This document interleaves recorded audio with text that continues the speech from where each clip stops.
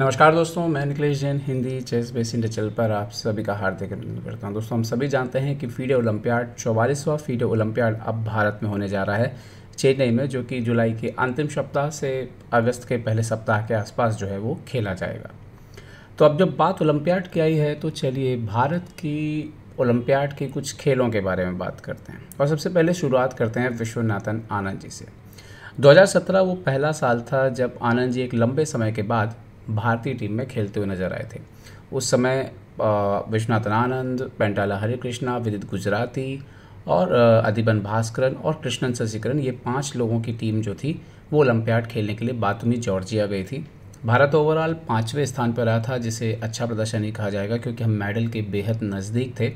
खैर, मेडल क्यों नहीं मिला ये सब अलग बात है, लेकिन खेल भारत ने अच्छा खेला था पूरे टूर्नामेंट में। अब मैं भी उस समय था, बातूमी में क्यों था ये आप सर्च कर सकते हैं कवर करने के अलावा। और ये जो मैच जिसके बारे में बता रहा हूँ, मैं उस समय वहीं पे मौजूद था। तो सबसे पहले आपको ये शीट दिखाता हूँ। भारत का 5वें राउंड में मुकाबला था पाराग्वे से, और विश्वनाथन आनंद खेल रहे थे डेलगाडो रिम्ब्रेस से, हरिकृष्णा खेल रहे थे गुलमेरम से, आदिबन का मैच था अल्मिरोन से, और शशिकरन का मैच था पावलो से। भारतीय टीम किस तरह से इस मुकाबले में खेली ये तो आपको इस गेम के बाद पता लग जाएगा। तो इस मैच में विश्वनाथन आनंद जी थे। ये तस्वीर मैंने निकाली थी उस समय। और आनंद जी क्या होता है कि जब अगर वो मैच खेल रहे हों तो उस समय तस्वीरें जो है खिंचवाना ज़्यादा पसंद नहीं करते। तो ये उसका एक और उदाहरण था कि वो सीधे कैमरे की तरफ देखना जो है पसंद नहीं करते हैं।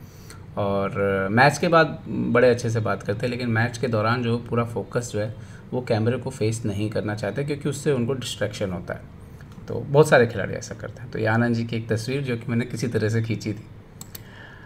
इंडियन टीम आप देख सकते हो, ये इस तरह से बैठते हैं आप ओलंपियाड में। एक टीम आपकी एक साइड बैठती है, सामने वाली टीम सामने बैठती है। और ओलंपियाड में देखिए पीछे एक बड़ा बोर्ड जो आपको नज़र आ रहा है, उस पर रिज़ल्ट जो है वो अपडेट किए जाते हैं। जो भी रिज़ल्ट आता है वो उस तरह से जो है वहाँ पर धीरे धीरे अपडेट किया जाता है। ओवरऑल भारत ने जो है पैराग्वे को 3.5 आधे से इस मैच में हराया। तो सबसे पहले बात करते हैं विश्वनाथ आनंद जी और डेलगाडो नेरेस के बीच जो मुकाबला शुरू हुआ उसकी अब सीधे बात करते हैं। आनंद सफ़ेद मोहरों से खेल रहे थे, डेलगाडो इसमें काले मोहरों से खेल रहे थे। ओके, शुरुआत होती है E4, C5, night F3, night C6, और आनंद जी ने यहाँ पे खेला बिशप B5। कुछ दिनों पहले आनंद जी इस तरह के चालें जो है वो क्रेमलिन के खिलाफ भी जो है कई बार इस्तेमाल जो है वो कर चुके थे। तो वेल नोन था कि आनंद जी आजकल नाइट C6 पे बिशप B5 जो है वो खेल देते हैं। नाइट F6 खेला यहाँ पर डेलगाडो रोमरेज ने। तो आनंद जी ने जवाब दिया नाइट C3, नाउ E5 यहाँ पर खेला। अब ये जो पोजीशन है ये सेम टू सेम आनंद और क्रेमनिक की गेम में जो है वो हो चुकी थी, ये पोजीशन जिस पे E5 जो है वो खेला गया था।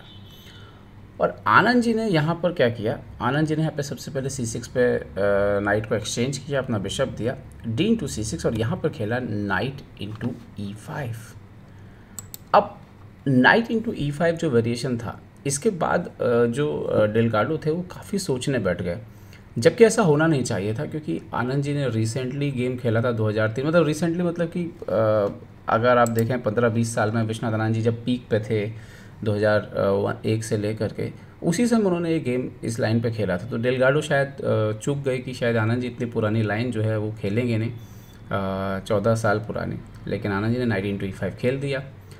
अब इसके बाद अब आप देखिए कि जब एक डेलगाडो जो है उनका रेटिंग भी 2650 के आसपास, एक सुपर जीएम की भी अगर प्रिपरेशन ना हो तो वो कैसे उलझ जाता है ओपनिंग में, वो आपको देखेगा। और दूसरा एक और चीज़, विश्वनाथन आनंद से खेलने का जो एक अंदर से एक जो डर जैसा होता है ना, वो भी एक अपने आप में एक बड़ी बात है।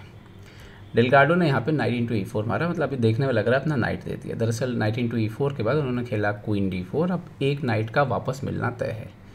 अब नाइट तो वापस मिल जाएगा, लेकिन इस ओपनिंग में उनकी पीसेस का डेवलपमेंट कैसे होगा ये बहुत इंपॉर्टेंट है। और अब यहाँ पर आनंद जी ने खेला क्वीन E2। अब आनंद जी का आइडिया, भाई हम नाइट हटा लेंगे तो मारना तो 4 से, क्वीन into E5 मारना पड़ेगा। और अब यहाँ पे गुड मूव आता है F4, और यही वो मूव है जहाँ पर डेलगाडो फेल हो गए। जब आपकी ओपनिंग की तैयारी ना हो तो आप ये क्रूशल मूव्स जो है वो डेफिनेटली आपको याद नहीं रहेंगे, चाहे आप सुपर जीएम हो। और यहाँ पर क्या हुआ, यहाँ पर दरअसल सही चाल जो आनंद जी और क्रैमनिक का मैच भी हुआ था वो ऐसे हुआ था, क्वीन इंटू F4, देखने में लगता है नाइट F, यहाँ पर जैसे यहाँ पर आप नाइट F6 चेक भी दे सकते हैं, जैसे लगता है बहुत डेंजर है, बट किंग D8 के बाद क्या होगा, क्वीन E8 चेक आप दे सकते हो, किंग F7 के बाद क्वीन F7 चेक दे सकते हो, बट क्वीन D8 के बाद आपको रिपीट करना पड़ेगा चेक चेक, क्योंकि आप देखो कि आप नाइट हटा नहीं सकते, क्वीन मर जाएगा और फिर नाइट मर रहा है, तो पीस डाउन हो सकता है वाइट यहाँ पे। तो अटैक देखने में तो बड़ा अच्छा लगता है लेकिन वो इतना सक्सेसफुल हो नहीं रहा है। आनंद क्रैमनिक के मैच में क्या हुआ था, क्वीन F4 के बाद D4 खेला था आनंद जी ने और क्वीन H4 चेक दिया था यहाँ पे क्रैमनिक ने, सो G3 क्वीन E7 और इस तरह से मैच चलता था। इस मैच में रेमरेज ने F4 नहीं मारा और डायरेक्ट क्वीन E7 चले गए, तो मतलब एक पॉन का नुकसान भी अलग से हो गया।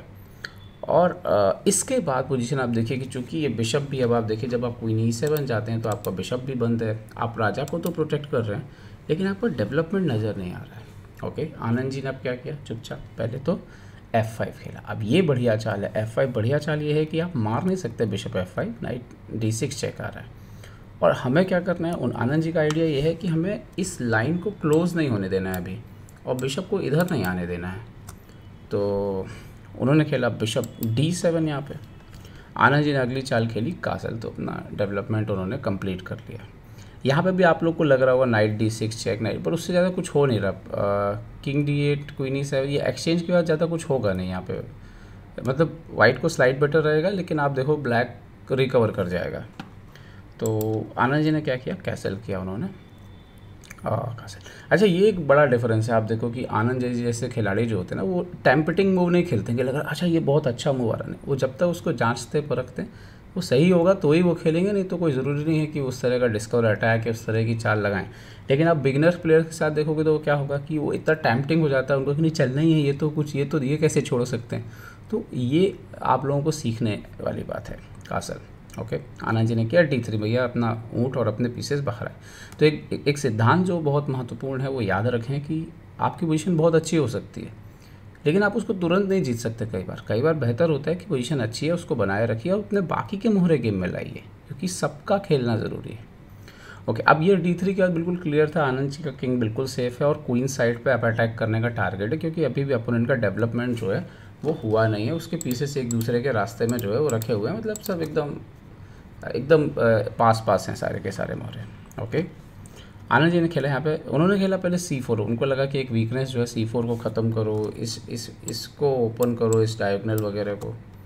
आनंद जी ने चुपचाप खेला बिशप E3, उन्होंने बोला चलो कोई नहीं, मैं इस डायगोनल को अभी कवर करता हूँ।